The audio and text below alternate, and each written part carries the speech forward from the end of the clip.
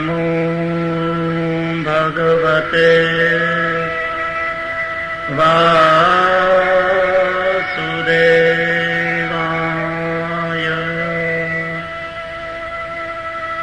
स्वस्ति श्री गणेशाय नमः। श्री सरस्वत्यै नमः। श्री गुरुभ्यो नमः।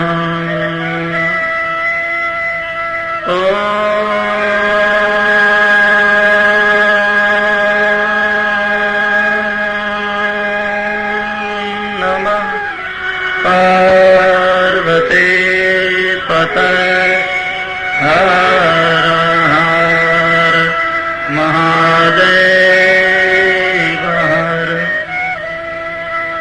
वंशी विभूषितकरान् नवनीरदाभात् पीताम्बरात् अरुणबिम्बफलादरोष्ठात् पूर्णेन्दुसुन्दरमुखात् अरविन्दनेत्रात् कृष्णात् परम् किमपि तत्त्वमहं न जाने। कृष्णत्वदीयपदपङ्कजपञ्जरान्ते अद्यैव मे विशतु मानसराजहंस। प्राणप्रयाणसमये कफवातपित्तये कण्ठावरोधनविधौ स्मरणं कुतस्ते। श्रीद्वारिकाधीश की जय। श्री बालकृष्ण लाल की जय। सद्गुरुदेव की जय।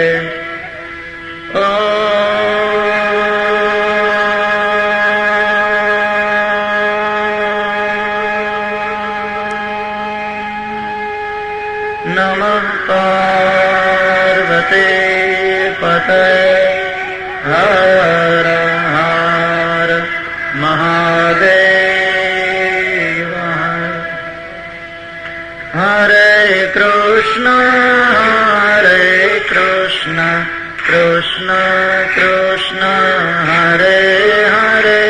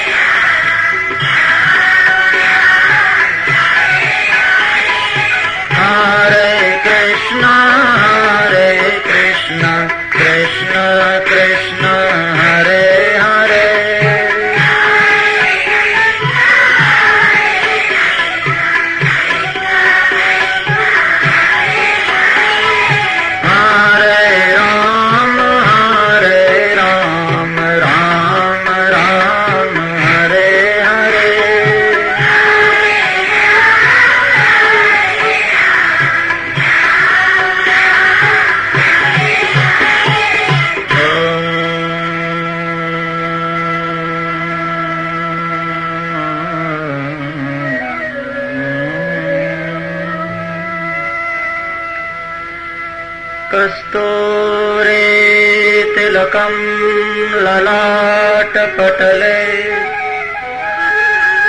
वक्षस्थले कौस्तुभम् नासाग्रे वरमौक्तिकं करतले वेणुः करे कङ्कणम्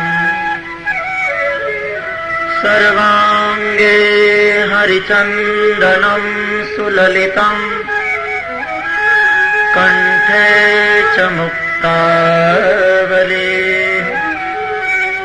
गोपस्त्रे परिवेष्टितो विजयते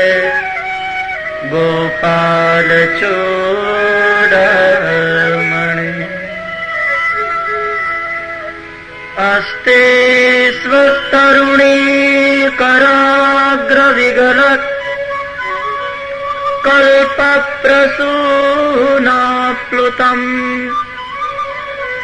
वस्तु प्रस्तुतवेणुनादलहरे निर्वाणनिर्व्याकुलम्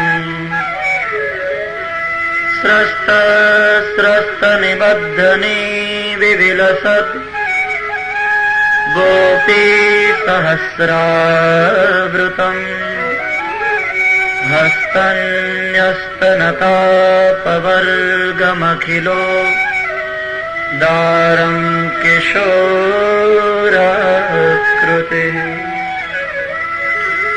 कृष्णं नारायणं वन्दे कृष्णं वन्दे व्रजप्रियम् कृष्णं द्वैपायनं वन्दे कृष्णं वन्दे पृथासुतम् मैत्रेय उवाच इति ते वर्णितः क्षत्तः कालाख्यः परमात्मनः महिमा वेदगर्भोऽथ यथा साक्षिन्निबोध मे ससर्जाग्रेन्दतामिश्रम् अथ तामिश्रमादिकम् महामोहञ्च मोहञ्च तमश्चाज्ञानवृत्तयः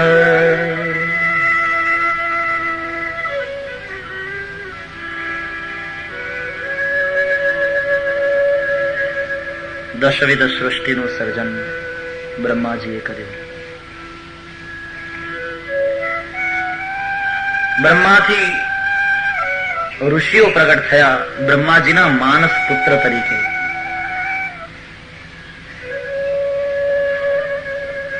એકવાર ક્રોધ કરતા બ્રહ્માજીના ભ્રુકુટીમાંથી એક પુત્ર પ્રગટ થયો. રડતો હતો એટલે એનું રુદ્ર એવું નામ પડ્યું. એને 11 સ્થાન 11 રુદ્રાણીઓ આપી પ્રજોત્પત્તિ કરવાનું કહેતા એ પોતાની ઈચ્છા અને સ્વભાવ પ્રમાણે ભૂત પ્રેત પિશાચાદિની સૃષ્ટિ નિર્માણ કરવા લાગ્યા. એ જોઈ બ્રહ્માએ કહ્યું કે હે રુદ્ર, જો આવી સૃષ્ટિ હશે તો જગતમાં જીવવા જેવું નહીં. રોદનાથ રુદ્ર ભ્રુકુટીમાંથી પ્રગટ થયા છે. આશ્ચર્યકારક કથા લાગે છે. સમાધિ ભાષા છે શ્રીમદ ભાગવતની. क्रोधનું स्थान भ्रुगुटी में है. भाव और आकृति को बड़ा गहरा संबंध है. भाव प्रमाणे आकृति थी जाए છે. जो भी भाव हो आकृति के द्वारा स्पष्ट हो ही जाएगा. क्रोध खबर पड़ी जैसे चेहरा थी कि અત્યારે તપી ગયો છે. चिंता मुख ઉપરથી ખબર પડી જાય.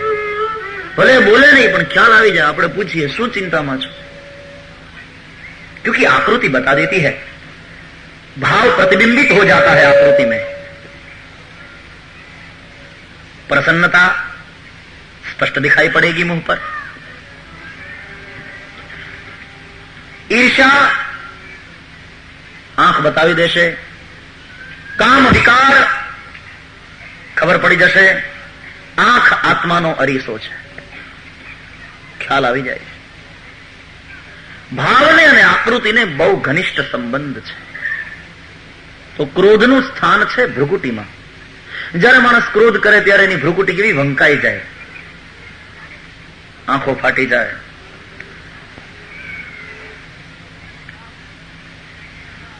રુદ્ર પ્રગટ થયા છે. વિષ્ણુથી બ્રહ્મા અને બ્રહ્માથી રુદ્ર, આવી કથા છે. બ્રહ્માજીના કહેવાથી પછી રુદ્રે ભૂત પ્રેત પિશાચાદિની સૃષ્ટિ નિર્માણ કરવાનું બંધ કર્યું અને તપશ્ચર્યામાં મન લગાડ્યું. આ બધી માનસી સૃષ્ટિ હતી બ્રહ્માની, તે પોતાની મેળે આગળ ન વધી શકી. બ્રહ્માને ચિંતા થઈ. એવું વર્ણન છે ભાગવતમાં કે પછી બ્રહ્મા એ શરીરનો ત્યાગ કરે છે, વળી પાછું બીજું શરીર લે છે, વળી સર્જન કરે. બ્રહ્મા એક નથી થયા, અનેક થયા. બ્રહ્માનું તો આયુષ્ય નિશ્ચિત છે. એક કલ્પનો દિવસ ને એક કલ્પની રાત્રિ, આવી રીતના 360 દિવસ થાય એટલે બ્રહ્માનું 1 વર્ષ, અને એવું બ્રહ્માનું 100 વર્ષનું આયુષ્ય છે, નિશ્ચિત છે. આયુષ્ય પૂરું થાય એટલે બ્રહ્મા વળી પાછા જાય. ब्रह्मा भी कहीं होते, इंद्र भी कहीं होते. इंद्र तो हर मनवंतर में बदलते हैं. इंद्र એ કોઈ વ્યક્તિનું નામ નથી, ઇન્દ્ર એ પોસ્ટ છે. જેમ ગણપતિ એ પોસ્ટ છે, ગણોના જે અધિપતિ એનું નામ ગણપતિ, એનું નામ તો છે વિનાયક. ઇન્દ્ર એ એક પદવી છે.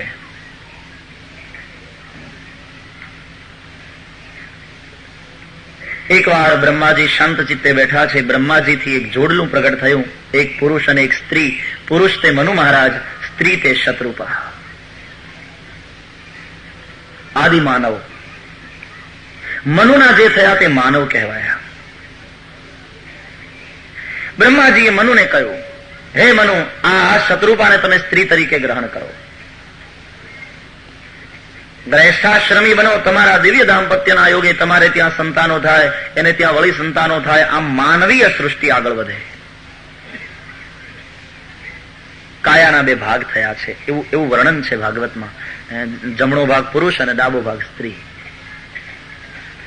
એમ બતાવે છે શરીરનું, આનું નામ યા તો શરીર છે યા તો કાયા છે.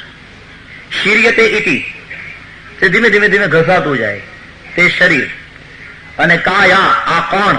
આમ પ્રશ્ન થયો એટલે નામ પડ્યું કાયા. 2 ભાગ છે, પુરુષ અને સ્ત્રી. દરેક શરીરમાં નર તત્વ અને માદા તત્વ એ બંને મોજૂદ હોય છે. શરીર શાસ્ત્રનો પણ નિયમ છે.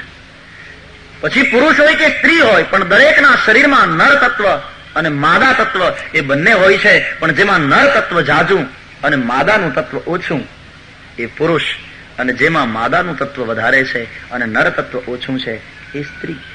બાકી બંને તત્વ હોય છે શરીરમાં. પછી સ્ત્રી હોય કે પુરુષ, શરીર શાસ્ત્રનો આ નિયમ. બીજા અર્થમાં મનુ એટલે મન અને શત્રુપા એટલે જેના સ્વરૂપ છે એવી બુદ્ધિ.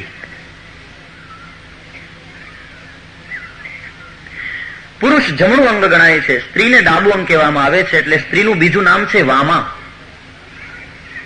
આમ પણ આપણા જમણા અંગમાં જરા જોર વધારે હોય છે, ડાબા અંગમાં ઓછું. વજન ઊંચકવું હોય તો નહીં, આપણે જમણે હાથે ઊંચકીએ. પાણી ભરેલી બાળદી હોય, જમણે હાથે ઊંચકીએ, ડાબા હાથે નથી, સિવાય કે લેફ્ટી હોય માણસ. સ્ત્રીના શરીરની રચના પરમાત્મા એવી કરી છે, એમાં થોડું શારીરિક બળ ઓછું છે. વામા, ડાબુ અંગ. પુરુષ અને પ્રકૃતિનું મિલન, એ જ આ જગત છે. એને ગીતાકાર ક્ષેત્ર અને ક્ષેત્રજ્ઞ કહે છે. क्षेत्र चाहिए जिसमें बोया जाता है बीज, क्षेत्रज्ञ चाहिए जो क्षेत्र को जानने वाला है, जो बीज प्रद पिता है. કૃષ્ણ કહે છે ગીતામાં, હું બીજ પ્રદ પિતા છું. આ પ્રકૃતિ તે માતા છે. પ્રકૃતિ માં છે આપણી. મનુને કહ્યું આ શત્રુપાને સ્ત્રી તરીકે ગ્રહણ કરો. મનુએ કહ્યું પિતાજી આપની આજ્ઞા શિરોમાન્ય, પણ લગ્ન પહેલા જગ્યા ક્યાં?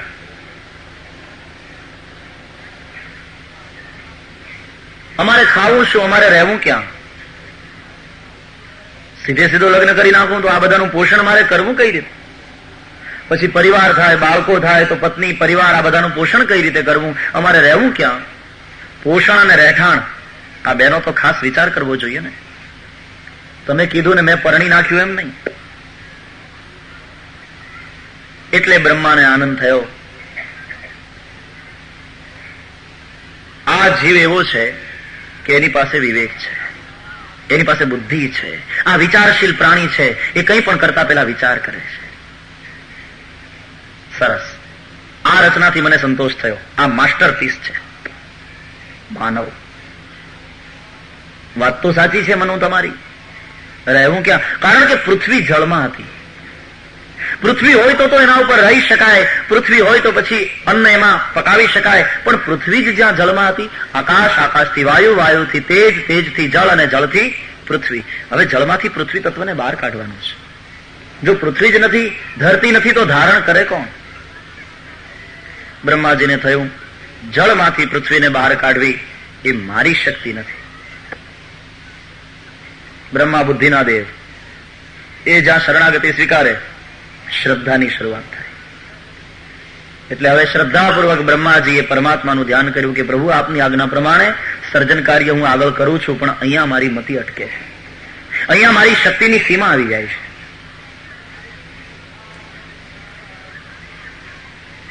જેમ દૂધ છે તેમાંથી ઘી કાઢવું હોય તો દૂધમાં પેલા મેળવણ નાખવું પડે, પછી એનું દહીં જમાવવું પડે, દહીંની પછી છાશ કરવી પડે, છાશમાંથી માખણ કાઢવું પડે અને પછી ઘી મળે.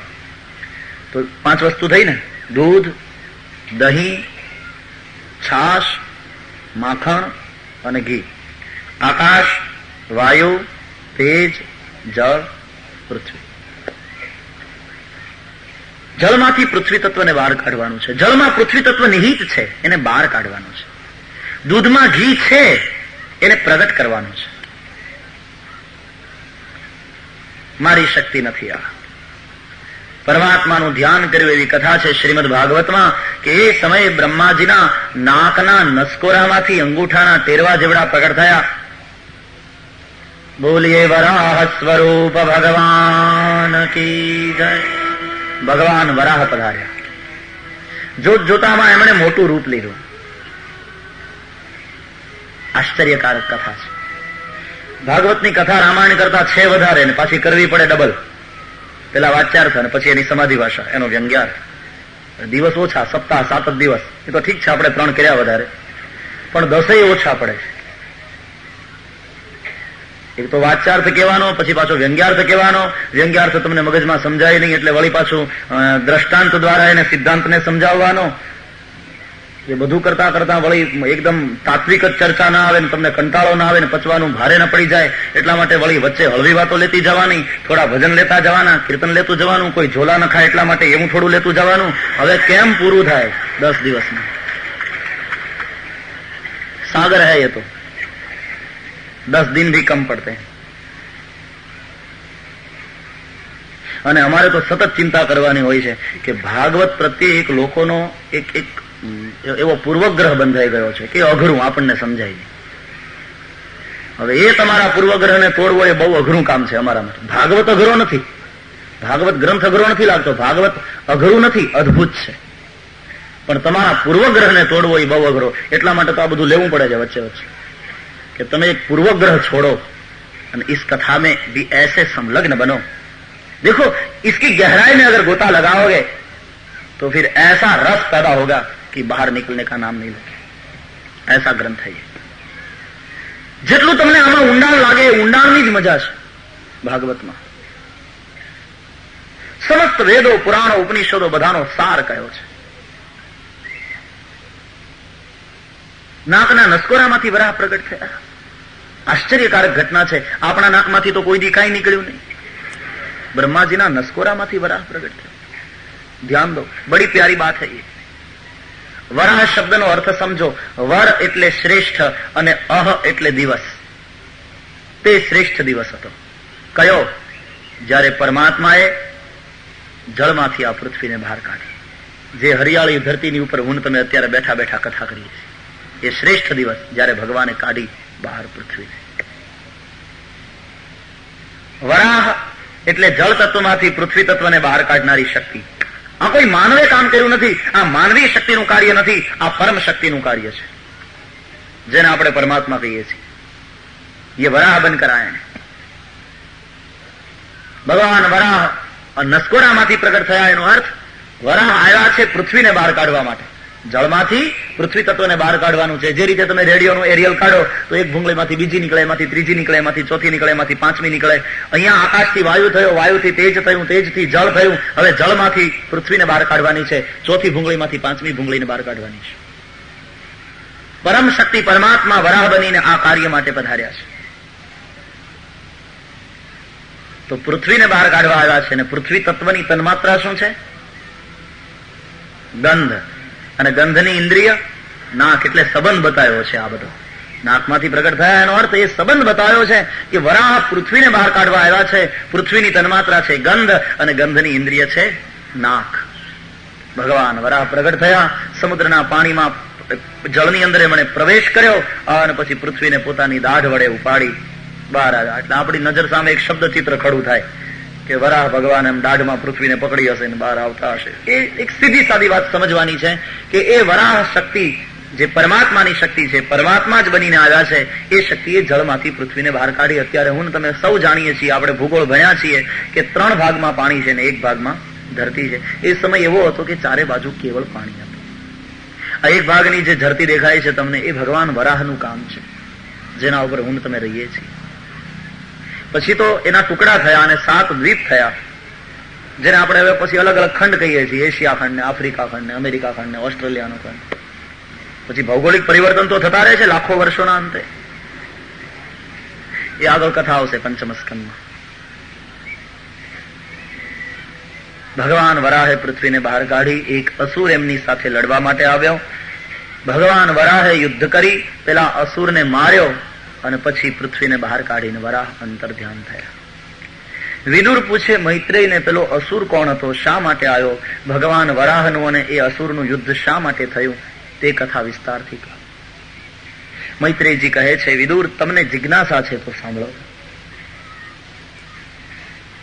ઋષિ કશ્યપ સાયમ સમયે પોતાના આશ્રમમાં સાયમ સંધ્યા અને સાયમ હોમ કરી અગ્નિશાળામાં બેઠા છે. તે સમયે કામથી જેનું મન વિકાર વાળું થયું છે એવા માતા દીતિ કશ્યપ પત્ની કશ્યપની પાસે આવ્યા. સંયમ ગ્રહસ્થાશ્રમનું ઘરેણું છે. અનેકમાં ભટકતા કામને એકમાં કેન્દ્રિત કરી ધીમે ધીમે એના ઉપર વિજય મેળવવા માટે ગ્રહસ્થાશ્રમ છે. કામ અસુર નથી, કામદેવ છે. કામને રાક્ષસ નથી કહ્યું આપણા શાસ્ત્રોમાં, કામદેવ. કામદેવ એમ કહેવાય છે. કામ તો દેવ છે. કારણ કે પ્રજાનું સંરક્ષણ કરે છે, કારણ કે સૃષ્ટિને આગળ વધારે છે. લગ્નની વિધિમાં આ વેદ મંત્રો બોલવામાં આવે, એમાં કોની સ્તુતિ છે? એ કામદેવની સ્તુતિના મંત્રો છે. પણ આપણો અસંયમ એને અસુર બનાવે છે. અસંયમ. બાકી તમને ખ્યાલ છે, શિવજીએ જે કામદેવને બાળીને ભસ્મ કર્યો, એ જ કામદેવ શિવજીના વરદાનથી કૃષ્ણનો પુત્ર બનીને આવ્યો છે, પ્રદ્યુમ્ન. જે પ્રભુનો પુત્ર એને અસુર કહેવાય? એ તો દેવ છે. ભગવાન શિવજી વરદાન આપ્યું છે, રતિને રામચરિત માનસના બાલકાંડમાં કથા. જબ જદવંશ કૃષ્ણ અવતારા હોય હરન મહામહી ભારા. જબ જદુવંશ કૃષ્ણ અવતારા હોય હરન મહામહી ભારા. કૃષ્ણ તનય પતિ હોય તોરા. કૃષ્ણ તનય कृष्ण तनय पति होई तोरा, कृष्ण तनय पति होई तोरा, बचन अन्यथा होई न मोरा, बचन अन्यथा, बचन अन्यथा होई न मोरा।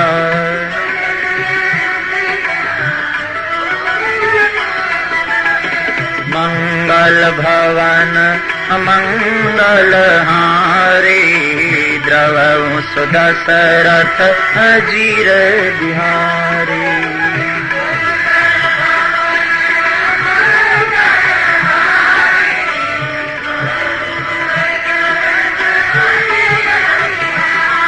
સાક્ષાત વિષ્ણુ કૃષ્ણ બનીને આવ્યા છે અને શ્રી લક્ષ્મીજી રૂકમણી બનીને આવ્યા. એ કૃષ્ણ અને રૂકમિણીનું પ્રથમ સંતાન પ્રદ્યુમ્ન એ જ આ સાક્ષાત કામદેવ. એ દેવ છે, અસુર નથી. આપણો અસંયમ એને અસુર બનાવે. સંયમથી શોભે દાંપત્ય. શ્રીમદ ભાગવતના આ ત્રીજા સ્કંદમાં 3 દાંપત્યોની કથા આવે છે. પ્રથમ દાંપત્ય છે કશ્યપ અને દીતિનું. બીજું દાંપત્ય છે મનુ અને શતરૂપાનું. અને ત્રીજું દાંપત્ય છે કરદમ ઋષિ અને દેવહૂતિનું. એ ત્રણેય દાંપત્યોની કથાથી આપણે એ શીખવાનું છે કે જ્યાં સંયમ છે ત્યાં સદગુણી પ્રજા છે અને જ્યાં અસંયમ છે ત્યાં આસુરી પ્રજા છે.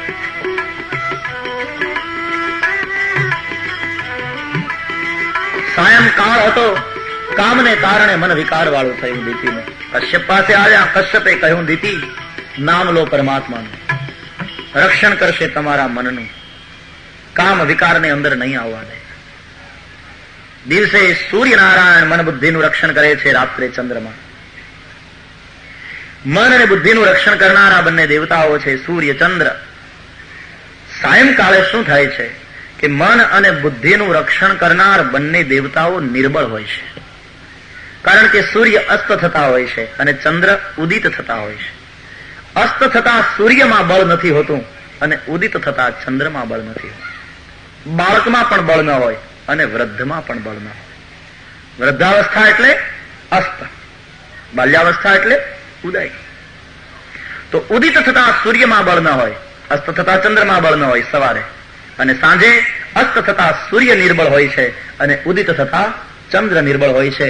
ત્યારે મન અને બુદ્ધિનું રક્ષણ કરનાર એ બંને દેવતાઓ જ્યારે નિર્બળ છે ત્યારે મન બુદ્ધિનું રક્ષણ કોણ કરશે? બોલે પરમાત્માનું નામ.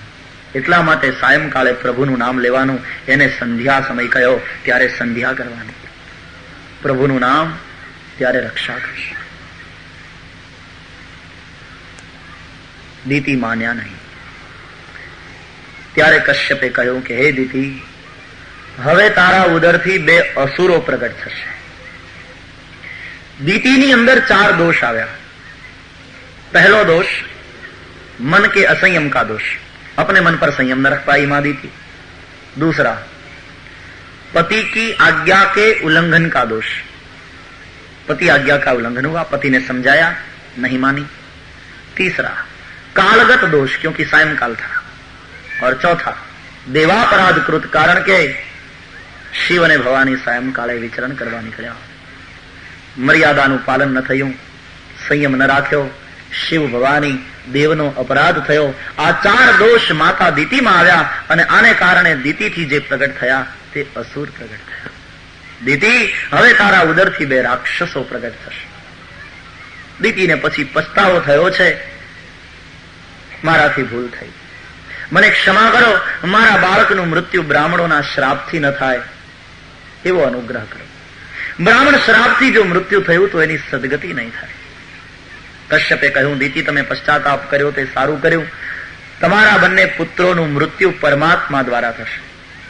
અને તમે પશ્ચાતાપ કર્યો ને એટલે તમારા બંને દીકરા તો અસુર થશે, પણ દીકરાનો દીકરો પરમ ભગવત ભક્ત થશે, તે પ્રહલાદ. દીતીએ બંને પુત્રોને પોતાના ઉદરમાં રાખી મૂક્યા ઘણો બધો સમય. અસુર છે. દીતીના ઉદરમાં હતા ત્યારથી જગતની અંદર અનિષ્ટો થવા લાગી. જેવો રાજા એવી એની સેના અને છડીદારો આગળ ચાલે ને. પરમાત્મા જયારે અવની ઉપર અવતરવાના હોય ત્યારે ચારે બાજુ શુભ સુકન થાય, મંગલ સમય આવે. કૃષ્ણ આવવાના હતા તો અથ સર્વ ગુણોપેત કાલ પરમ શોભન. રામજી પધારવાના છે તો જોગ લગન ગ્રહ વાર તિથિ સકલ ભય અનુકૂલ ચર અરુ અચર હર્ષ જુત રામ જન્મ સુખ મૂલ. પણ આ તો અસુર આવવાના છે. પૃથ્વીની અંદર અનિષ્ટ થવા લાગ્યા, લોકોને અપશુકન થવા લાગ્યા, દેવતાઓ ભયભીત થયા, બ્રહ્માની પાસે ગયા અને કહ્યું કે મહારાજ આટલા બધા અનિષ્ટનું કારણ શું? બ્રહ્માજીએ કહ્યું એનું કારણ એ છે કે પૃથ્વીની અંદર બે રાક્ષસો, મહાન રાક્ષસો પેદા થવાના. શું વાત કરો છો મારે? હા, કશ્યપ પત્ની દીતિના ઉદરમાં એ બે અસુરો છે. કેમ? સુનો.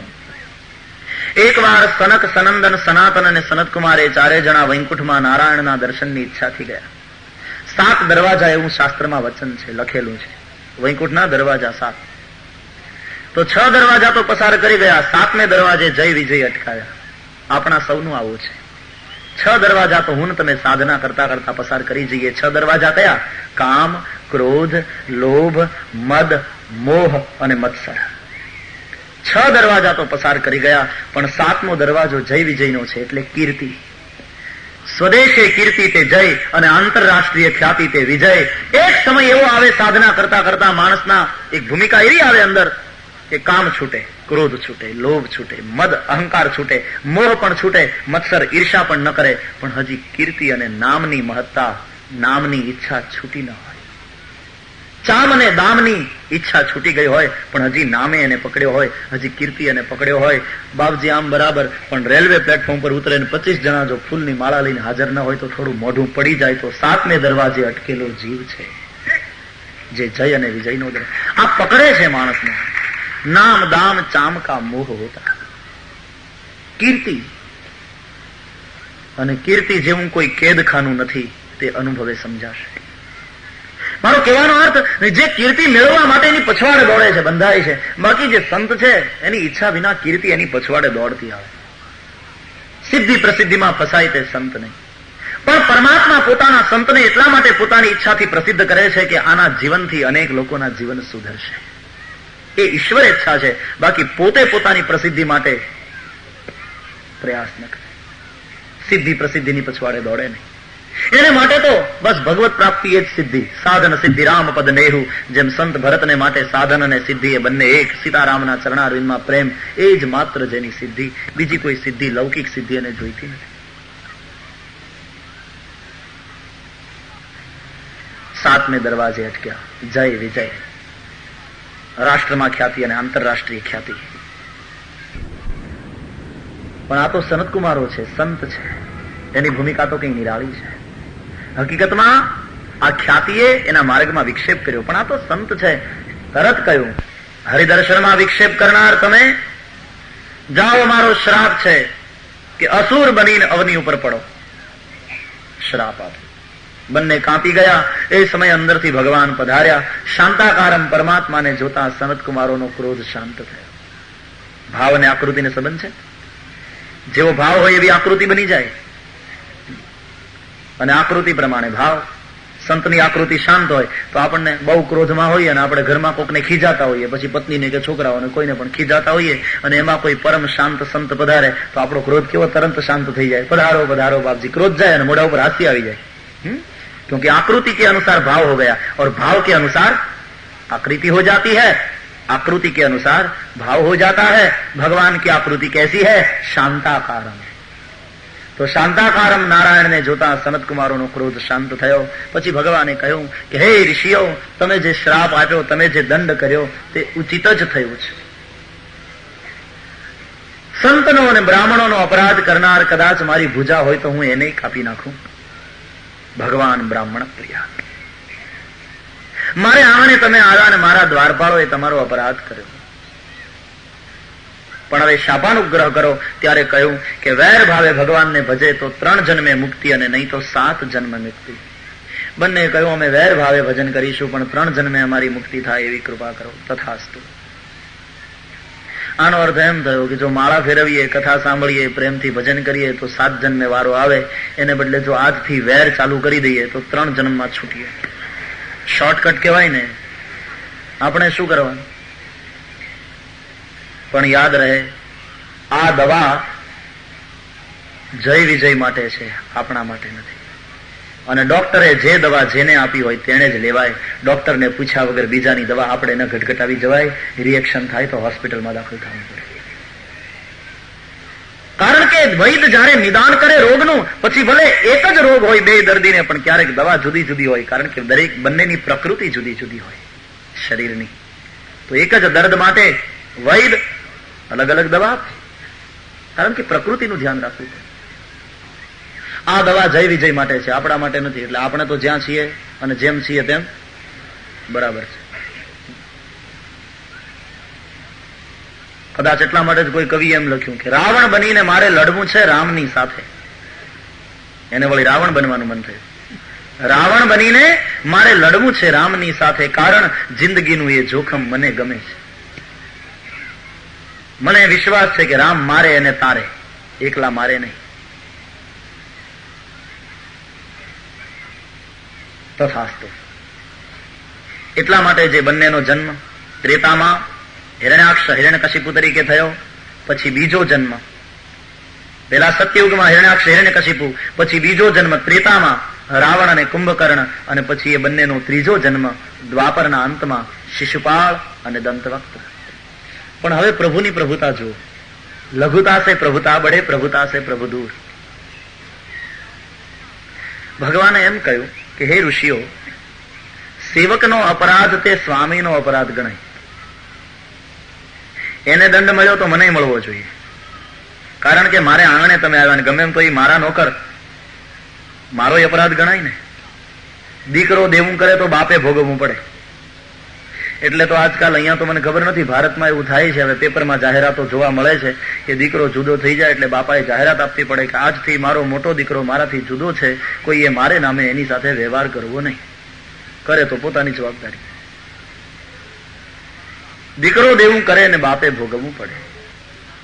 સેવક અપરાધ કરે એ સ્વામીનો પણ અપરાધ ગણાય. તમે મારે આંગણે આવ્યા, મારા સેવકોએ તમારો અપરાધ કર્યો, એને દંડ મળ્યો તો મને પણ દંડ મળવો જોઈએ. અને સેવક કરતા સ્વામીને વધારે દંડ થવો જોઈએ. પ્રભુ પોતે સ્વીકારે છે કે એના 3 જન્મ થશે તો મારા 4 જન્મ થશે, હું 1 જન્મ વધારે લઈશ. અને તેથી પરમાત્માના 4 અવતાર થયા. હિરણાક્ષને માર્યો ભગવાન વરાહે, હિરણ્યકશિપુને માર્યો ભગવાન નૃસિંહે, રાવણ કુંભકર્ણને માર્યા શ્રી રામજીએ, અને શિશુપાળ અને દંતવક્ત્રને માર્યા શ્રી કૃષ્ણે. આમ વરાહ, નૃસિંહ, રામ અને કૃષ્ણ ભગવાનના 4 અવતાર થયા. આ પ્રભુની પ્રભુતા. એનામાં નમ્રતા હોય, નિરાભિમાનતા હોય, લઘુતાથી પ્રભુતા વધે. નમે, પકડ ન રહે, નહીં હું જ સાચો, તું સાચો ભાઈ, ચાલ. પોતે નમે. અને કયું પલ્લું નમે? જે ભારે હોય એ નમે. કયું? જે વજનદાર. એટલે નમે એનો અર્થ એમ કે એ વજનદાર, ઓલો હલકો છે, જે ઊંચો ઉડવાની કોશિશ કરતો હોય. હવે સંતોનું સંતત્વ જુઓ. આ પ્રકરણ बड़ा अद्भुत है ये. अब संतों के संतत्व का दर्शन कीजिए. अब सनत कुमारों ने सोचा कि इन दोनों को तो दंड मिला, प्रभु ने स्वयं दंड का स्वीकार किया, तो अपराध तो આપણો ही ગણાય કે વૈકુંઠમાં આવીને આપણે ક્રોધ કર્યો સંતો થઈને, આપણે આને શ્રાપ આપ્યો. પ્રભુ તો એટલા દયાળુ છે, પ્રભુ એટલા ભક્તવત્સલ છે કે એ તો દંડ નહીં કરે, પણ આપણું સંતત્વ એમાં છે કે આપણે સ્વયં દંડનો સ્વીકાર કરીએ. આ બંનેને અસુર થવાનો શ્રાપ હતો, તો હવે એના કલ્યાણ માટે આપણે 1 અવતાર લઈશું, આપણે પણ 1 જન્મ લઈશું. એટલે કેટલાક સંતોનું એવું કથન છે કે સનત કુમારો જ પ્રહલાદ બનીને આવ્યા છે એના ઉદ્ધાર માટે. આ કથા સંભળાવીને બ્રહ્માએ દેવતાઓને કહ્યું કે હે દેવતાઓ, સનત કુમારોના શ્રાપથી શ્રાપિત જય અને વિજય બંને અત્યારે માં દીતીના ઉદરમાં છે. તમે ચિંતા ન કરો, પરમાત્મા એને મારશે. દેવતાઓને વિદાય કર્યા છે, અને અહીંયા સમય વીત્યા પછી દીતી માતાએ બંને પુત્રોને જન્મ આપ્યો. હિરણાક્ષ અને હિરણ્યકશિપુ, આ 2 અસુરોનો જન્મ થયો. શ્રીમદ ભાગવતમાં એવી કથા છે, જન્મતાની સાથે એ બંને જણા વધવા લાગ્યા. એટલા બધા વધ્યા કે આકાશને અડવા લાગ્યા. વળી સમાધિ ભાષા આવી. આખો ગ્રંથ સમાધિ ભાષા. આટલા બધા વધે, બુદ્ધિગમ્ય તો ન લાગ્યા. કેટલી બધી મુશ્કેલી પેદા થાય. આનો અર્થ તો એમ થયો કે માં એને ઘોડિયામાં સુવડાવે તો ઘોડિયું ફાડીને બહાર. એને બહાર મૂકે તો છાપરું ફાડીને બહાર, એને કદાચ આવા ગ્રાઉન્ડમાં કે પાર્કમાં ઉભો રાખી દઈએ એટલે વજ્યા જ કરે, વાંધો નહીં. તો કપડાનું શું? દરજી માપ લઈને જાય, ચડ્ડી સીવીને લાવે, ત્યાં પાછી ટૂંકી પડે. બુદ્ધિ ગમ્ય નથી લાવતી. અને પછી તમે એમ કહો કે અરે નમઃ, એ તો કથામાં એટલે બધું સાચું. એ તો બરાબર છે, પણ તમને સમજાય નહીં ત્યાં સુધી સાચું કેમ? બુદ્ધિ ગમ્ય તો નથી. પછી માની લેવું એ કઈ શ્રદ્ધા નથી, એ તો આત્મ સ્વીકૃતિમાંથી સ્ફુરે શ્રદ્ધા. તો માની લેવું એ કઈ, અમે કથા કરતી વખતે આમ હાથ લાંબા ટૂંકા કરી આદત હોય, સૂર્યોદયનું વર્ણન થાય કે પછી પૂર્વ દિશાની અંદરથી સૂર્યનો ઉદય થયો, આમ કરીને હાથ લંબાવી. હવે એ દિશા પૂર્વ દિશા ના હોય. ઘણા બેઠા બેઠા ટીકા કરે, જોયું કથા સારી કરે પણ એને ખબર નથી હજી કે સૂર્ય કઈ દિશામાં ઉગે. આ મુકતો હશે. ત્યાં બાજુવાળા વળી શ્રદ્ધા વાળા હોય, એ આનો ગોઠણ દબાવીને એમ કે ચૂપ, એ તો વ્યાસપીઠ ઉપર બેઠા છે, એની ભૂલ ન કઢાય. કોક દિવસ એ જગ્યાએ ઉગ્યો હશે એટલે જ કહેતા હશે એ દિશામાં. હવે આ શ્રદ્ધા છે?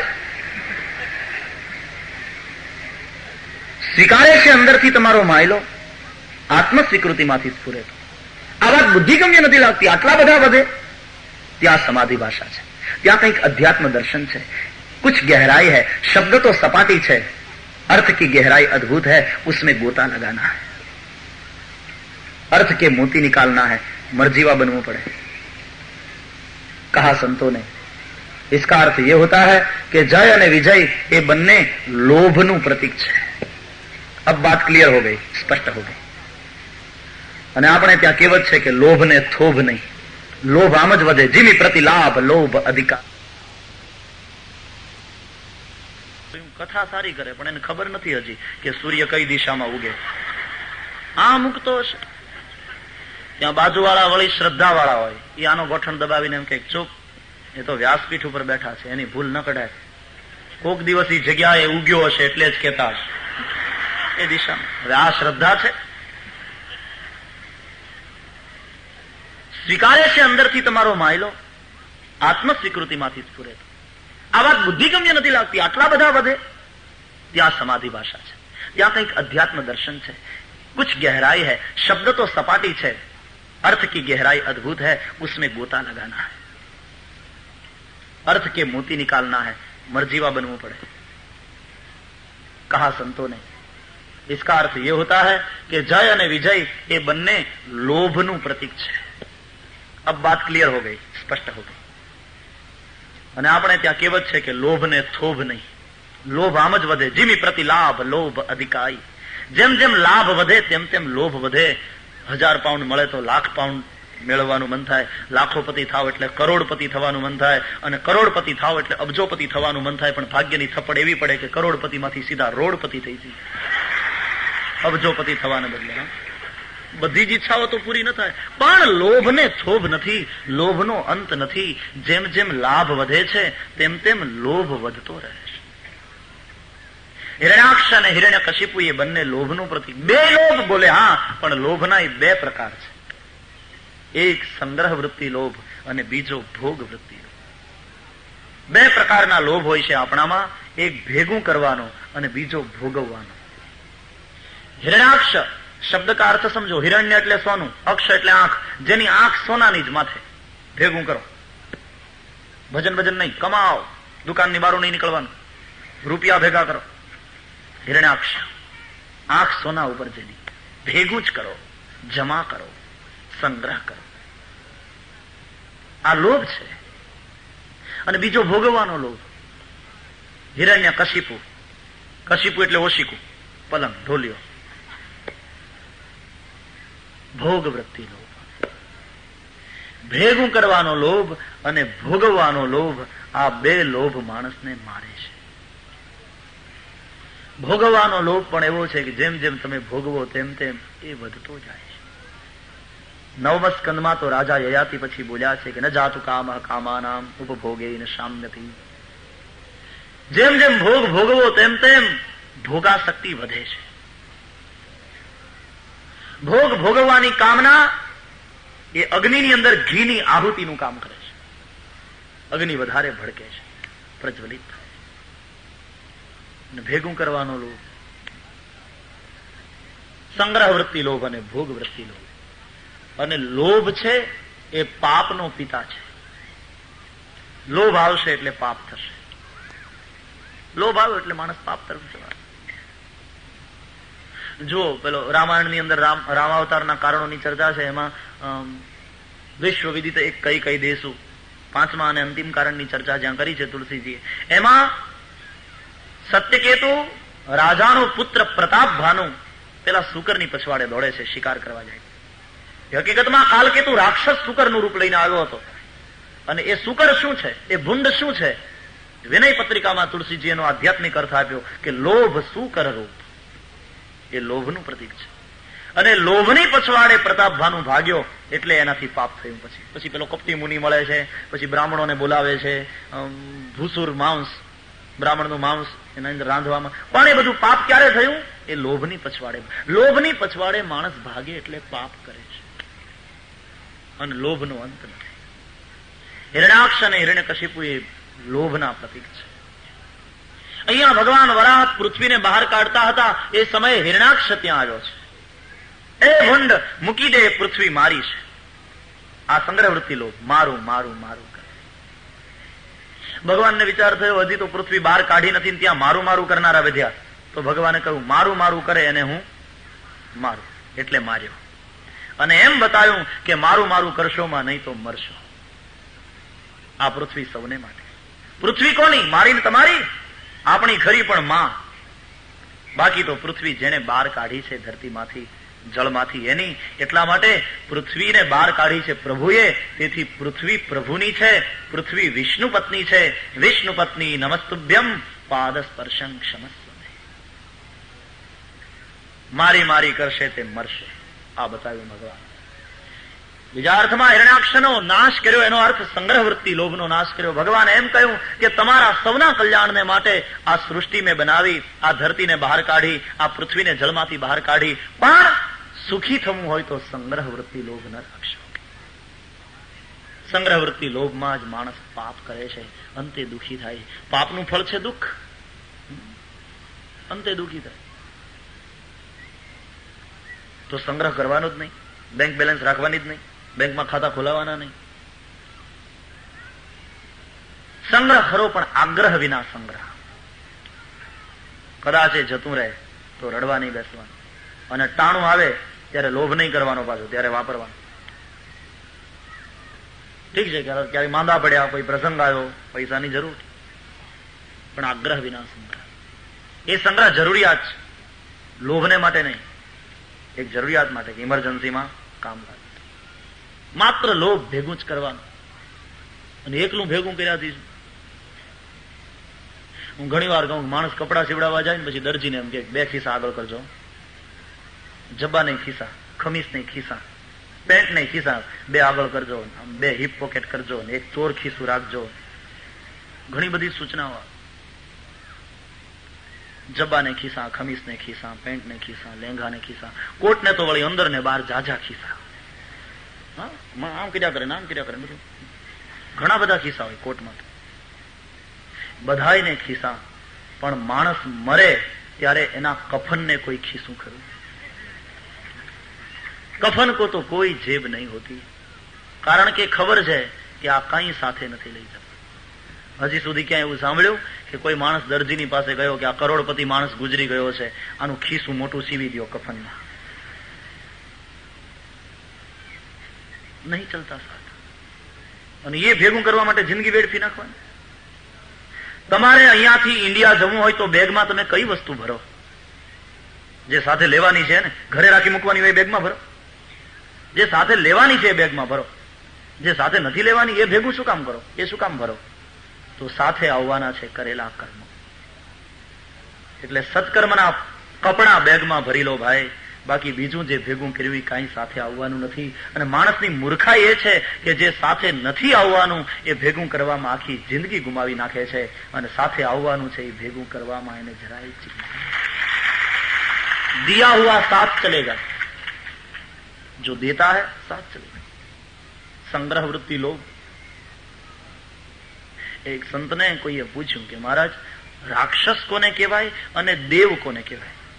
મારે માત્ર એક શબ્દમાં વ્યાખ્યા જોઈએ, વધારે સાંભળવું નથી. અને છતાં પૂર્ણ વ્યાખ્યા આવી જવી જોઈએ કે રાક્ષસ કોને કહેવાય અને દેવ કોને કહેવાય. સંતે કહ્યું કે એક એક શબ્દમાં કહું? બોલે હા, એક એક શબ્દમાં જ મને જોઈએ. સાંભળ, જે દે એનું નામ દેવ અને જે રાખી મૂકે એનું નામ રાક્ષસ. વાત પૂરી થઈ. સંગ્રહ વૃત્તિ લોભ. હિરણ્યાક્ષ રાક્ષસ, ન ખાય, ન કોઈને ખવડાવે, ન કોઈને ખાવા દે.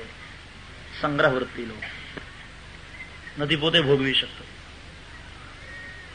સરિતાનું પાણી ઓછું પણ મીઠું છે, કારણ દેતી રહી સમર્પણ.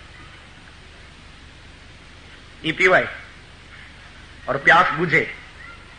અને દરિયાની પાસે આટલું બધું પાણી પણ ખારું, કારણ કે ભેગું જ કરતો રહે.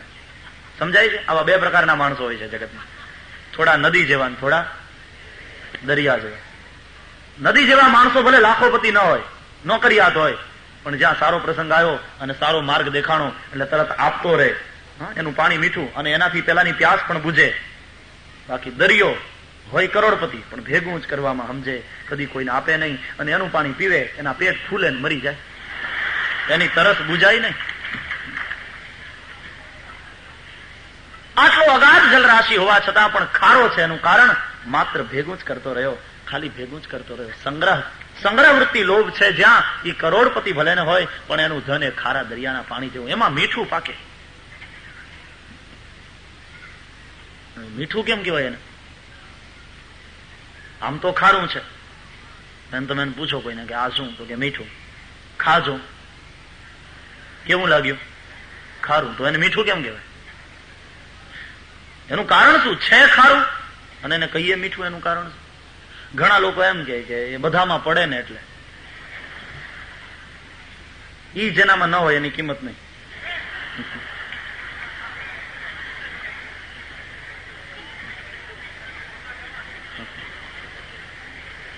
બધામાં પડે એમ, એ ન હોય એની કિંમત નહીં.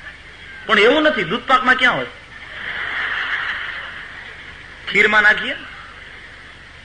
પણ ખારું છે છતાંય મીઠું એને કહેવામાં આવે. એનું મને એક કારણ લાગે કે એનો બાપ મોટો છે, દરિયો. અને જેના બાપ મોટા હોય ને એમાં કદાચ ઈ ન હોય તો એને ઈ કેવો પડે, મીઠો મીઠો ભાઈ, મીઠો બાપા, મારો વાલો મહા હોશિયાર, મહા હોશિયાર. ભાઈલો તો મહા હોશિયાર. ભાઈલો કેટલો હોશિયારી આપણે જાણતા, પણ બાપ મોટો એટલે પંપાળવો પડે એને. મીઠો મીઠો મીઠો. સંગ્રહ વૃત્તિ લોભ માણસને પાપ તરફ લઈ જાય. ભગવાને હિરણ્યાક્ષને મારીને એમ બતાવ્યું કે પૃથ્વી ઉપર જીવો, તમને જીવન મળ્યું છે, અણમોલ જીવન મળ્યું છે. જીવી જાણો, સંગ્રહ વૃત્તિ લોભમાં નહીં ફસાશો. मारू मारू करशो मरशो, यहां कोई किसी का नहीं। और हकीकत तो यह है कि जब हम मेरा मेरा मेरा कहते हैं तब हकीकत में हम मालिक नहीं होते, हकीकत में हम गुलाम होते हैं। તમારા હાથમાં ક્યાં લગામ છે? આ પત્ની મારી, હું એનો સ્વામી. કોની લગામ કોના હાથમાં છે? તમારી હોય તો તમે કેવો એમ કરે ને, પણ ઘરમાં શું થાય? ઉલટું જ બનતું હોય. મોટો સ્વામી, ધણી, આ ગુલામ છો, શું સ્વામી કપાળ. અરે ઘણા તો એવા જોવા મળે, એમ રસોડામાંથી બૂમ પડે, સાંભળ્યું? એ આવ્યો, છાપું હેઠું મૂકીને હળી કાઢે. શાબાશ, ગોરમાં ગોરમાં રે કંથ દેજો કયાગરા. ફળ્યા એને, ગોરમાં ફળ્યા.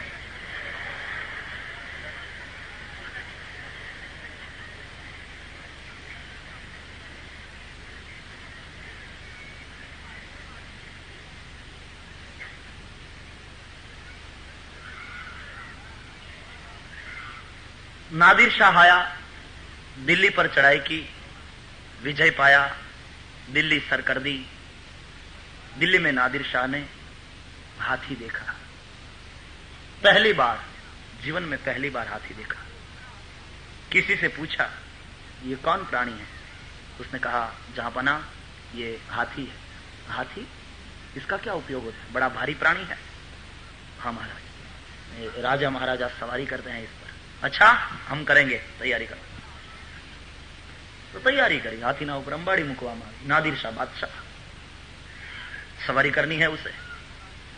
સીડી મૂકવામાં આવી, નાદિર શાહ ચડ્યો, અંબાડીમાં બેઠો, मजा आया, वाह बड़ा ऊंचा ऊंचा लगता है, प्राणी भी बड़ा भारी है, मजा आ रही है, अब चलेगा तो और मजा आएगी. हाथी को कहा चलो, लेकिन तब देखा उसने नादिर शाह ने कि आगे हाथी के सर पर एक आदमी बैठा है. बड़ा आश्चर्य हुआ उसको. अबे तू यहां क्या कर रहा है? ये मेरी सवारी के लिए हाथी है, मैं बादशाह हूं, तू यहां क्या कर रहा है? कौन है तू? उतर नीचे. उस आदमी ने कहा जहांपना मैं महावत हूं. बोले महावत क्या बला होती है? इसको तो पता ही नहीं था, पहली बार बैठ रहा है हाथी पर, पहली बार देखा. बोले जहांपना हाथी को चलाने वाले को महावत कहते हैं. बोले तेरी कोई जरूरत नहीं, तेरी कोई आवश्यकता नहीं, तू नीचे उतर जा और लगाम दे दे मेरे हाथ में हाथी की. महावत हंस पड़ा. जहांपना लगाम घोड़े को होती है, हाथी को नहीं. और ये घोड़े पर बैठने का ही आदी था, हाथी पर पहली बार बैठ रहा. इसको लगाम नहीं होती जहांपना, इसका तो अंकुश होता है, और अंकुश मेरे हाथ में. आप शौक से बैठिए, आप चैन से बैठिए, आराम फरमाइए, हम चलाएंगे, अंकुश है मेरे हाथ. कहते हैं नादिर शाह हाथी पर नहीं बैठा, उतर गया नीचे. लोगों ने पूछा क्यों? बोले जेनी लगाम मारा हाथમાં ન હોય, જેનો અંકુશ મારા હાથમાં ન હોય, એવી કોઈ પણ વસ્તુનો કે વ્યક્તિનો હું માલિક બનવા ઈચ્છતો નથી. ये खतरा है, बहुत बड़ा खतरा है. જેનો અંકુશ જે તમારા અંકુશમાં ન હોય, જેની લગામ તમારા હાથમાં ન હોય, એવી કોઈ પણ વસ્તુ કે વ્યક્તિના માલિક બનો, खतरनाक साबित होगा ये खेल. तब एक संत बैठा था वहां, वो हंस पड़ा. बीजा बधाए राजी थी, तालियों पाड़ी नादिर शाहना निवेदन पर. वो संत हंस रहा. नादिर शाह ने पूछा कि आप क्यों हंस रहे? बोले तेरी मूर्खता पर. बोले महाराज मैं आटलू सरस बोलियो ने बधा तालियों पाड़े ने तमे मूर्ख. बोले मूर्खता तू समझ रहा है, तूने बहुत बड़ा सूत्र दिया. नहीं, मैं कहता हूं तेरा सूत्र कच्चा है, तारा सूत्र में खामी है. देख नादिर शाह, लगाम हाथ में होने से भी कोई मालिक नहीं बन जाता. हमारा भारतीय दर्शन कहता है लगाम हाथ में होने से भी बात नहीं बनेगी. क्यों? एक मुस्लिम संत था, नाम था उसका बाजीद. બાજીદ પોતાના મિત્રોની સાથે, પોતાના શિષ્યોની સાથે, શાગીર્દોની સાથે જતા હતા. સત્સંગ ચાલતો હતો અને આવી જ કંઈક વાત ચાલતી હતી. એમાં એક ખેડૂત, એક ગોવાળ ગાયને લઈને જતો હતો. ગાયના ગળામાં ગાળ્યો અને દોરડું પકડીને પેલો માણસ ગાયને ઘસેડતો, ખેંચીને લઈ જતો હતો. बाजीदे आ दृश्य જોઈને પોતાના શાગીર્દોને કહ્યું, देखो क्या है. शागिर्दों ने कहा, गुरुदेव कोई आदमी गाय को घसीटता हुआ ले जा रहा है. अच्छा अब ये बताओ इसमें मालिक कौन है और गुलाम कौन? शागिर्दों ने कहा कि बड़ी स्पष्ट बात है, वो गाय जो है गुलाम है, वो आदमी मालिक है, क्योंकि आदमी गाय को घसीटता हुआ ले जा रहा है. बाजी 10 पड़े. गलत. हकीकत तद्दन इससे उल्टी है. मैं कहता हूं आदमी मालिक नहीं, आदमी गुलाम है, क्योंकि आदमी ने गाय को पकड़ा है. बोले ये विचित्र बात हुई गुरुदेव. बोले તમને હમણાં સાબિત કરી આપો. છુરી કાઢી અને આદમી દોરડાથી ગાયને ખેંચતો લેતો જતો તો ત્યાં જઈ બાજીદે જોરથી પેલા દોરડાના ઉપર છુરીથી પ્રહાર કર્યો. દોરડું તૂટ્યું, ગાય ભાગી और वो आदमी गाय के पीछे दौड़ा. बाजीदे કહ્યું જુઓ કોણે કોને પકડ્યો છે. પેલો તો ગાયને દોરીથી પકડીને લઈ જતો હતો, પણ આ વગર દોરીએ ગાયની પછવાડે ઘસડાય છે. જુઓ કોણ ગુલામ હુઆ इसमें. એટલે હકીકતમાં જ્યારે હું ને તમે મારું અને આદમી દોરડાથી ગાયને ખેંચતો લેતો જતો તો ત્યાં જઈ બાજીદે જોરથી પેલા દોરડાના ઉપર છુરીથી પ્રહાર કર્યો. દોરડું તૂટ્યું, ગાય ભાગી और वो आदमी गाय के पीछे दौड़ा. बाजीदे કહ્યું જુઓ કોણે કોને પકડ્યો છે. પેલો તો ગાયને દોરીથી પકડીને લઈ જતો હતો, પણ આ વગર દોરીએ ગાયની પછવાડે ઘસડાય છે. જુઓ કોણ ગુલામ હુઆ इसमें. એટલે હકીકતમાં જ્યારે હું ને તમે મારું મારું કરીએ છીએ ત્યારે હકીકતમાં આપણે માલિક નથી હોતા, હકીકતમાં આપણે ગુલામ હોઈએ છીએ. मेरा कहा जिसने हुआ गुलाम. આ બંગલો મારો, આ મોટર ગાડી મારી, ગુલામ થયા. કારણ કે એ બંગલો મોટર ગાડી છોડવાનો વખત આવશે ત્યારે આપણે રડશું. શું થશે? આ બંગલો છોડવો પડે. મોટર ગાડી નહીં રડે, તું નહીં ઓર સહી. ઓર નહીં ઓર સહી. બંગલો નહીં રડે, પણ હું તમે રડીએ. છોડવાનું આપણને દુઃખ છે, બંગલાને ને મોટર ગાડીને નહીં. गुलाम हम हो चुके हैं. कहते हैं मेरा तो मालिक नहीं, गुलाम है हम. यहां कुछ अपना नहीं, यहां कोई अपना नहीं. ये शरीर भी अपना नहीं तो और क्या अपना हो सकता है. ये शरीर भी साथ न चलेगा. जिस शरीर में तो 90 साल तक बसा है वो भी साथ न चलेगा, तो शरीर थी मेहनत કરીને જે મેળવ્યું એ સાથે ક્યાંથી ચાલશે. अच्छे बुरे कर्म साथ चलते हैं, इसलिए कर्म में सावधानी रखनी चाहिए. कर्म प्रधान विश्व करी राखा, जो जस करही સો તસ ફલ ચાખા. પણ માણસ પાપ હસતા હસતા કરે છે અને પછી રડતા રડતા ભોગવે છે, તબ સાવધાન નહીં હોતા. ગીતામાં એક બહુ સરસ ચર્ચા છે. અર્જુન બહુ સરસ પ્રશ્ન કરે છે કે હે ભગવાન, માણસ જાણે છે કે આ પાપ છે, જાણતો હોવા છતાં કેમ કરે છે પાપ? તમે જોજો, પાપ કરનારને ખબર હોય છે કે મેં બુરા કર રહા, फिर भी क्यों करता? अथ केन प्रयुक्तोयम पापम चरति पुरुषः अनिच्छन अपि वार्ष्णेय बलादिव नियोजिता. अथ केन प्रयुक्तोयम. મહારાજ, કોના દ્વારા પ્રેરિત થયેલો એ પાપ કરે છે? અનિચ્છન અપી, પોતે ન ઈચ્છતો હોવા છતાં પણ એ તરફ ઘસડાય છે, આકર્ષિત થઈને દોડે છે. બલાદ ઇવ, જાણે કોઈ બળપૂર્વક એને ખેંચી ન જતું હોય. बात समझ में नहीं आती. जब मालूम है, ये पता है कि ये पाप है, ये बुरा काम, फिर भी क्यों करता है? कृष्ण ने कहा अर्जुन, इसमें कारणभूत है काम एष क्रोध एष रजोगुण समुद्भव महाशनो महापापमा विद्येन मिह वैरिणः. એને ઘસડી જાય છે કામ, ક્રોધ, લોભ. એ લોભ છે ને, લોભ આવ્યો એટલે એ જાણે છે કે આ પાપ છે છતાંય કરવા. લોભ એને ઘસડી જશે એ તરફ. काम આવ્યો, જાણે છે કે એ બુરા કામ है, फिर भी जाएगा. કામ અને ક્રોધ, લોભ, ક્રોધ, કામ લઈ જાય. એટલા માટે ગીતામાં આને આ ત્રણને નરકના દરવાજા કયા છે. ત્રિવિધમ નરકસ્યેદમ દ્વારમ નાશનમ આત્મના. ઘણા પૂછે અમને, ભાગવતમાં નરકનું વર્ણન આવે ને પછી ઘણા પૂછે કે નરક લોક છે? અમે હા કહીએ તોય તમે પૂછવાના સાબિતી શું? हमारे हाँ कहने से कोई तुम्हारी समस्या का अंत तो नहीं हो जाने वाला. तुम दूसरा प्रश्न खड़ा कर दोगे. तुम्हारे प्रश्न का एक उत्तर तो हमने दे दिया कि है, तो दूसरा प्रश्न तुम निकालोगे कि कहां है. तो कहेंगे भागवत में पढ़कर कि पाताल के भी नीचे, तो है उसकी साबिती क्या?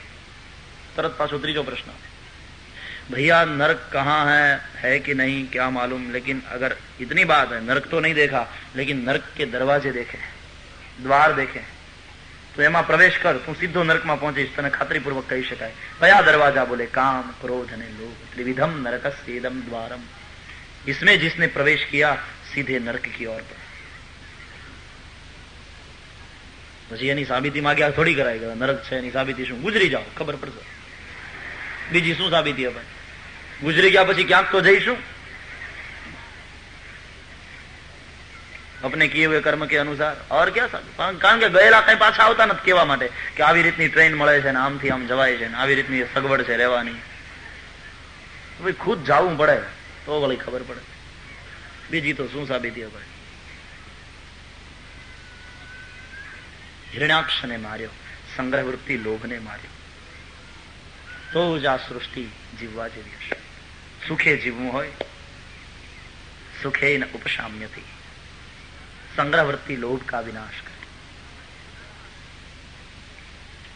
વરા આટલું કરી અંતર ધ્યાન થયા.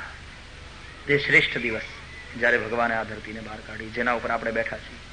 આપણું મકાન છે, મકાનની કિંમત છે, આપણી દુકાન છે, દુકાનની તો 4-5 લાખ પાઘડી આવે છે.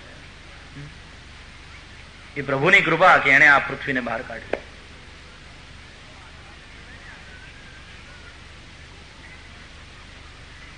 લોભ બે પ્રકારનો, સંગ્રહ વૃત્તિ અને ભોગ વૃત્તિ. અહંકાર પણ બે હિસાબે થાય, અસ્તિ અને પ્રાપ્તિ. એક છેનો અને એક આવે છેનો. આટલું છે કેપિટલ, આટલું આવે છે ઇન્કમ, બેયનો અહંકાર. અને પેલો બે લોભ, સંગ્રહ વૃત્તિ भोगवती। आगे अहंकार की चर्चा करेंगे क्योंकि कथा आएगी कंस की जब तब। बड़ी अध्यात्म की कथा, बड़ा गूढ़ रहस्य है, जीवन दर्शन है, अध्यात्म दर्शन।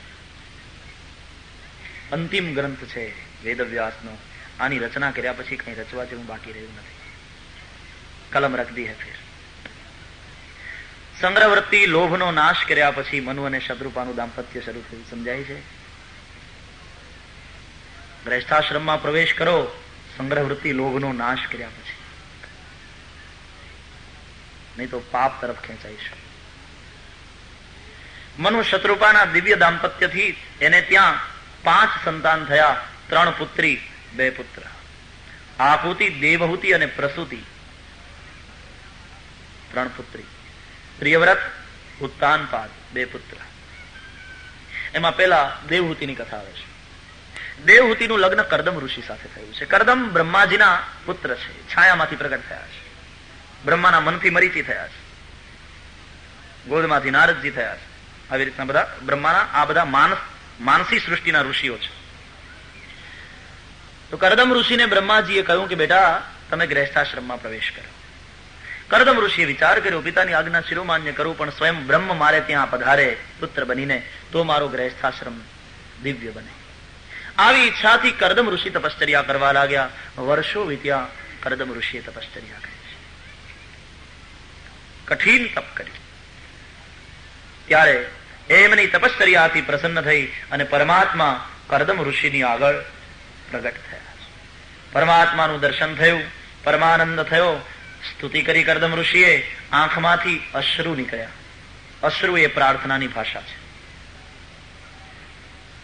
જુષ્ટમ બતાદ્ય ખિલ સત્વરાશે સાંસેદ્યમક્ષણો તવ દર્શનાન યદ્દર્શનમ જન્મભિરીડ્ય સદ્ભિઃ આશાસતે યોગિનો રૂઢયોગા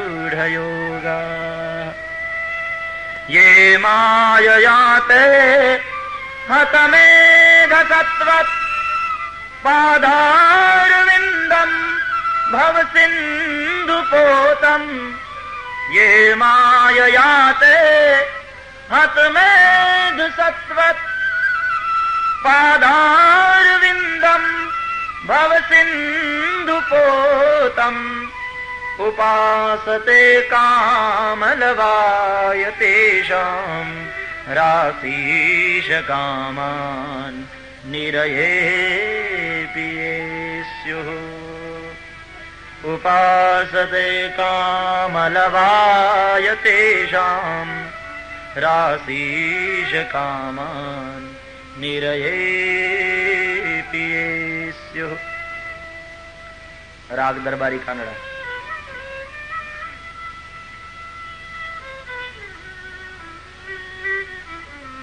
પરમાત્માના ચરણને કરદમ ઋષિએ પ્લવ કહ્યો છે, નૌકા।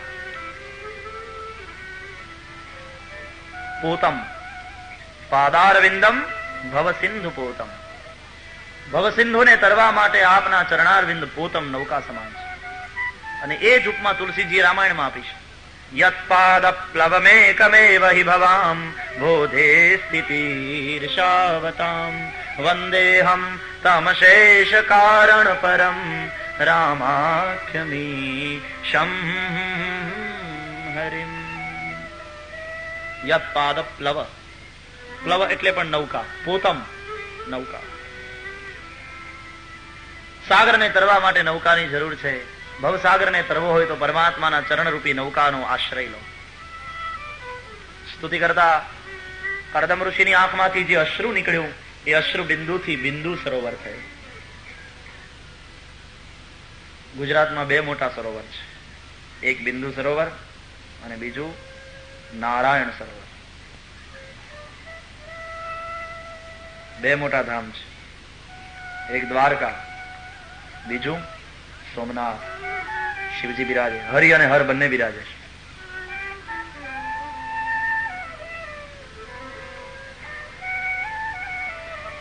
અને 2 સૌરાષ્ટ્રમાં, દ્વારકા અને સોમનાથ. એટલે સૌરાષ્ટ્ર વાળાને વળી પાછું થોડોક અહંકાર આવ્યો કે લે હરિ હર બે અમારી પાસે, જો આ તાળીઓ પડી ને એ તો અટકી ગઈ, હું બોલતો તો આગળ એટલે, નહીં તો ચાલુ થઈ હોત વધારે. એટલે ભગવાનને એમ થયું થોડુંક બેલેન્સ થાય તો સારું. એટલે ભગવાન કૃષ્ણ પછી દ્વારકા વાળા એ પાછા ગુજરાતમાં પધાર્યા, દક્ષિણ ગુજરાત તરફ, ડાકોર. એટલે બેલેન્સ કર્યું.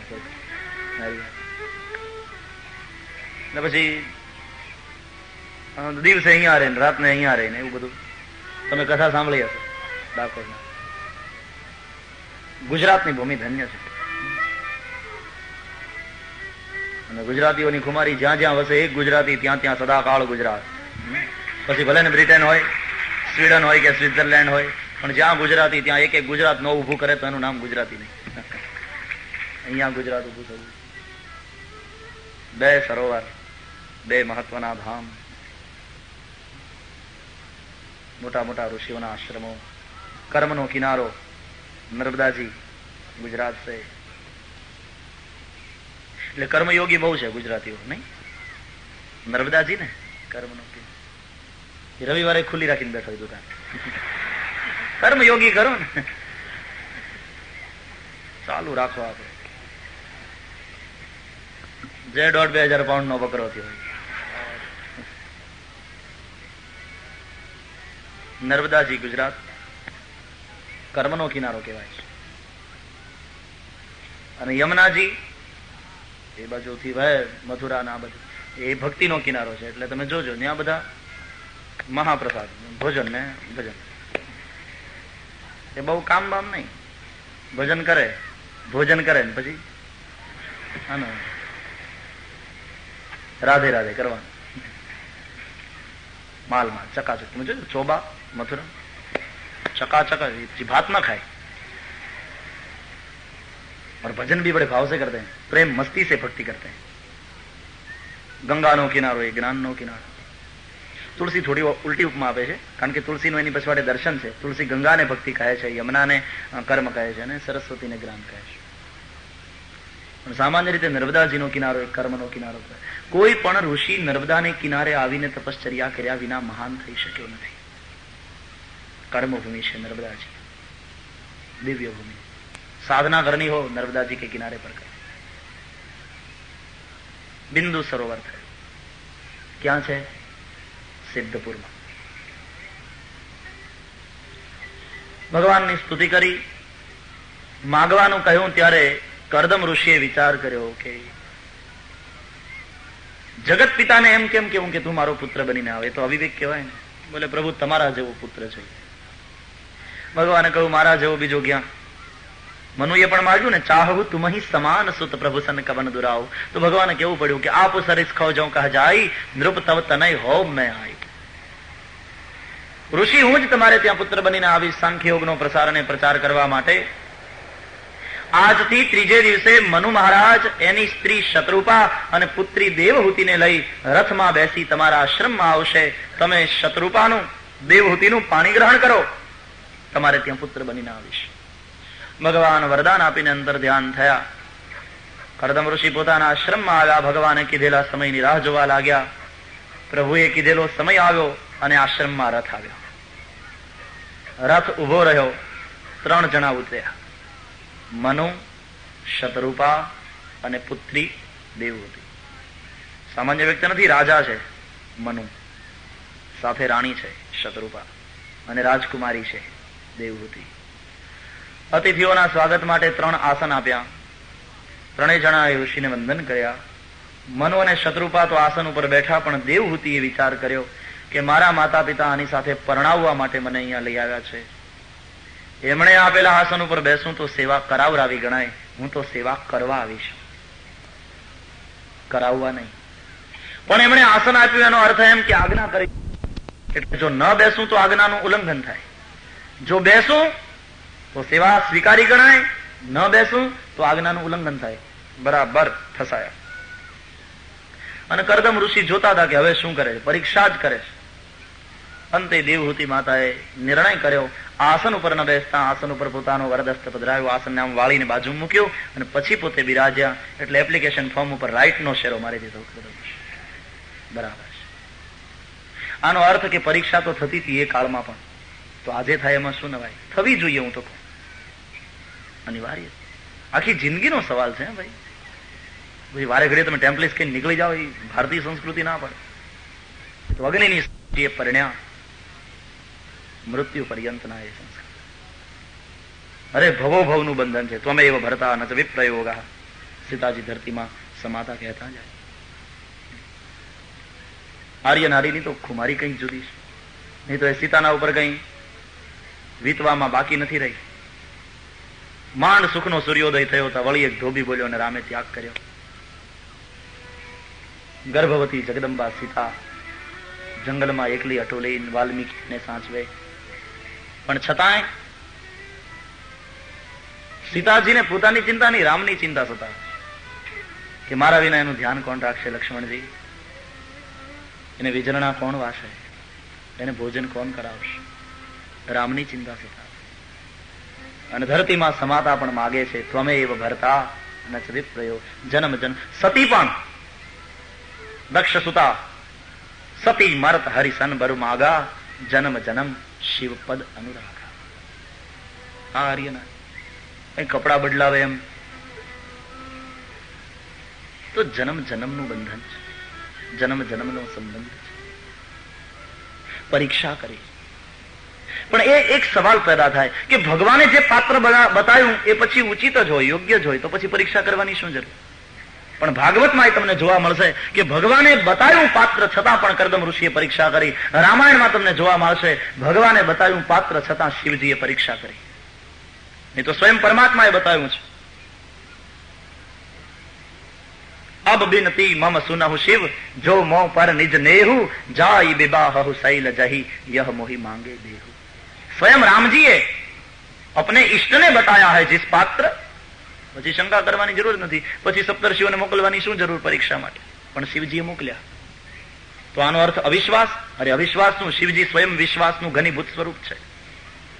પણ આનો અર્થ એ થયો કે ભક્તો બધા ભગવાનને ભેગા થઈને એમ કહે, પ્રભુ આપ સર્વગુણ સંપન્ન છો, આપને બધુંય આવડે, પણ આપનામાં એક ખામી. આ ભક્ત જ કહી શકે, જ્ઞાનીનું કામ નહીં. भगवान विद्वत भोग्य नहीं, भगवत भोग्य है. भक्त कहता है भगवान को आप वैसे सर्वगुण संपन्न है, सब कुछ जानते हैं, પણ એક વસ્તુ આપને નથી આવડતી. શું? તો કે માણસ પારખતા નથી આવડતું. કેમ? બોલે કોઈ માણસને પારખવો હોય ને મહારાજ, તો એના અવગુણ ને ગુણ બે જોવા પડે. પણ તમારો સ્વભાવ એવો છે કે તમે ખાલી ગુણ જ જુઓ છો, તમે અવગુણ ને જોતા જ નથી. इसलिए आप પારખી નહીં, પારખતા નથી આવડતું. આપ ઇતને દયા. જો કે ભગવાનનું ઈ હારું છે આપણા માટે, ભગવાનને પારખતા નથી આવડતું એટલે તો આપણા જેવા ખોટા સિકાઈ ચાલે છે. क्योंकि ये इतने दयालु है कि अवगुण को देखते ही नहीं, केवल गुण को ही देखते हैं. तो શિવજીને થયું કે એમણે ખાલી ગુણ જ જોયા છે, કઈ અવગુણ જેવું નથી ને, પરીક્ષા કરો જાઓ. અહીંયા કરદમ ઋષિને પણ થયું કે એમને ખાલી દેવહૂતિના સદગુણ જ દેખાયા છે, કારણ કે અવગુણ જોવાની એમને આદત નથી. મેં જરા એ બી દેખ્યું. અને જયારે આસનને વાળીને બાજુ ઉપર મૂક્યું, પોતે બિરાજ્યા, કરદમ ઋષિ સમજી ગયા. આગમનનું કારણ પૂછ્યું ત્યારે મનુ અને શત્રુપાએ કહ્યું, મહારાજ અમારી દીકરી દેવહૂતિ લગ્નને યોગ્ય થઈ છે, આપ એને માટે યોગ્ય છો, અમારી ઈચ્છા છે આપ અમારી પુત્રીનું પાણી ગ્રહણ કરો. કરદમ ઋષિએ કહ્યું છે, જુઓ મનુ, આપના ભાવને હું સમજુ છું, પણ વિચારજો નિર્ણય કરતા પહેલા.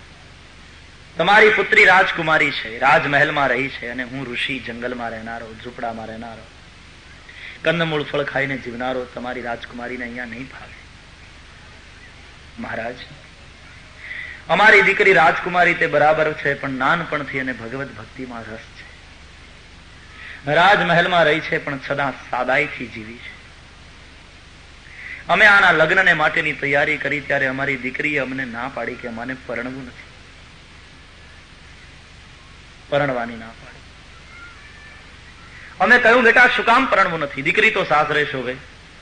દીકરી એટલે સાપનો ભારો, આવું કહેવાય છે. જુવાન દીકરી, સાપનો ભાર. દીકરીનું લગ્ન થયું, સાસરે વિદાયની વેળા આવી. રડતી દીકરી બાપને વળગીને રડી પડી. ત્યારે કવિ હતો ને બાપ, એના મુખમાંથી નીકળી ગયા વેણ, એની આંખે ભીંજાયેલી. મીઠડી આવો લાડકડી, મીઠડી આવો લાડકડી, કેમ કહું કે જાઓ લાડકડી. દીકરી વિદાય માગે પણ બાપના મોઢામાંથી જા એમ વેણ નીકળે નહીં, એટલે આવો એમ કે છે. મીઠડી આવો લાડકડી, કેમ કહું કે જાઓ લાડકડી, તું શાની સાપનો ભારો. લોકો કહે છે નહીં નહીં, તું શાની સાપનો ભારો, તું તો મારો તુલસી ક્યારો. તું સાપનો ભારો નહીં, તું તો મારા આંગણાની તુલસી છો.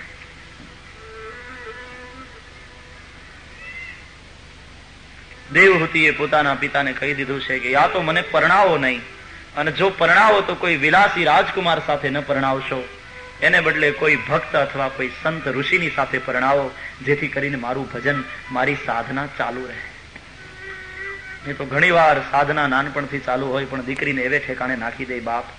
પેલો હોય નાસ્તિક અને પછી ઘરમાં થાય ઝઘડા, એની સાધના અટકી જાય, એ પતિને આધીન હોય, પછી બહુ મૂંઝાતી હોય બિચારી.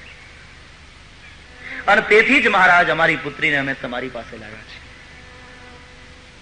અચ્છા ઠીક છે, તો એક બીજી શરત, એક પુત્ર થાય પછી હું સંન્યસ્ત લઈશ.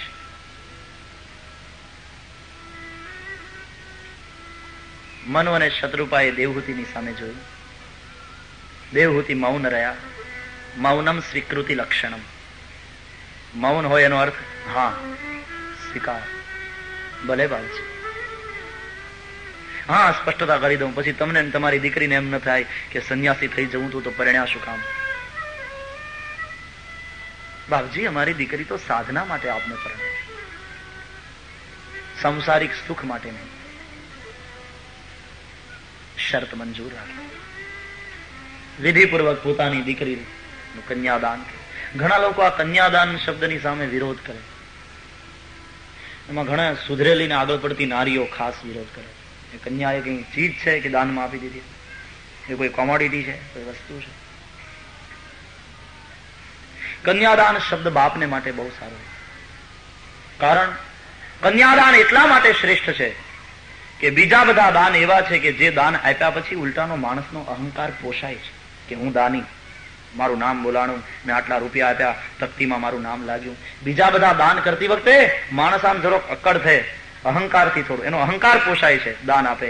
પણ આ કન્યાદાન એક એવું છે કે એમાં અંદરથી માણસ એકદમ વિચારો બની. આમાં અહંકાર નહીં, આમાં તો સાવ સાવ અહંકાર તો સાવ નિર્મૂળ થઈ ગયો, પણ વિચારો બની, બાપડો બનીને દાન આપે. એટલે કન્યાદાન આપતી વખતે તમે કન્યાના બાપને જોયો છે ત્યારે? આ એક દાન એવું છે કે માણસ નરમ બનીને આપે છે, અકડ થઈને ને. વિધિપૂર્વક પાણી ગ્રહણ કર્યું. લગ્ન પણ આપણે ત્યાં એક સંસ્કાર છે, માત્ર સહી કરી નથી પરણી જવાતું. લગ્ન વિધિ છે, લગ્ન સંસ્કાર છે. અગ્નિની સાક્ષીએ 4 ફેરા ફરવામાં આવે. એમાં પાણી ગ્રહણની વિધિ, કન્યાદાનની વિધિ સમજવા યોગ્ય છે. વિધિઓ પણ એમને એમ નથી, વિધિઓની પછવાડે જે કંઈ કહેવાનું છે એ સમજજો. કન્યાનો પિતા કન્યાને શણગારી હોય, લક્ષ્મી સ્વરૂપિણી છે કન્યા, વર છે વિષ્ણુ રૂપ.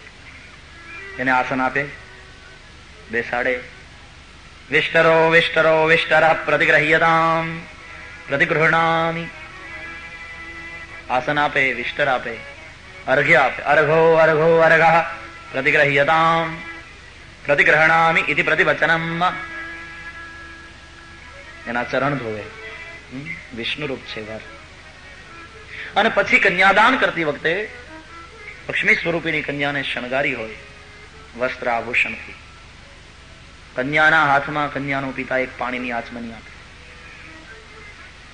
પુષ્પ આપે, અક્ષત આપે, તુલસી આપે, દર્ભ આપે.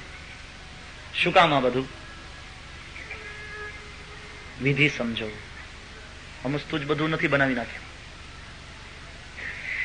એ કન્યાનો અને કન્યાના પિતાનો લગ્નના મંડપમાં થતો મૂક સંવાદ છે, પ્રતિકાત્મક સંવાદ છે. કન્યાનો પિતા કન્યાના હાથમાં પાણીની આચમની આપીને એમ કહે છે કે બેટા તું સાસરે જાય છે તો આ જળની પાસેથી 3 ગુણ લેજે: સ્વચ્છતા, શીતળતા અને પવિત્રતા. આ જળના જેવી સ્વચ્છ રહેજે અને ઘરને સ્વચ્છ રાખજે. એ તો ઘણાને ઘેર બધું એમને એમ પડ્યું હોય, પોતે જોવા જેવી હોય, ઘરે જોવા જેવું, સ્વચ્છ રહે છે, શીતળતા શીતળ રહે છે, જળ જેવી, સ્વભાવને બહુ ગરમ નહીં રાખતી. કોઈ કદાચ ઊંચે અવાજે તને બે શબ્દ કહે તો સાંભળી લે છે, ઝઘડો નહીં કરતી. સ્વચ્છતા, શીતળતા આ જળના જેવી જ પવિત્ર રહે છે, મધુર રહે છે. વાણીમાં વર્તનમાં માધુર્ય રાખજે. તુલસી આપીને કહે છે, બેટા આ તુલસી જેવી વિષ્ણુને પ્રિય છે એવી તું તારા પતિને પ્રિય થજે.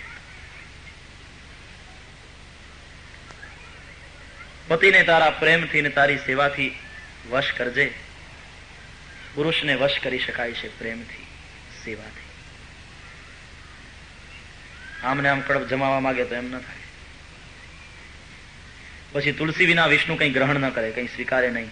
તારું દાંપત્ય એવું બની જાય કે તારા વિના તારો પતિ ખાય નહીં, તારી સેવા સ્વીકારે. તુલસી જેવી વિષ્ણુને પ્રિય એવી તું તારા પતિને પ્રિય થજે. તમારું દાંપત્ય આવું સરસ હોય. પુષ્પ આપીને કહે છે, બેટી આ પુષ્પ જોયું કેટલું સુંદર છે, તું પણ સુંદર છે, પણ પુષ્પમાં સુગંધ ન હોય તો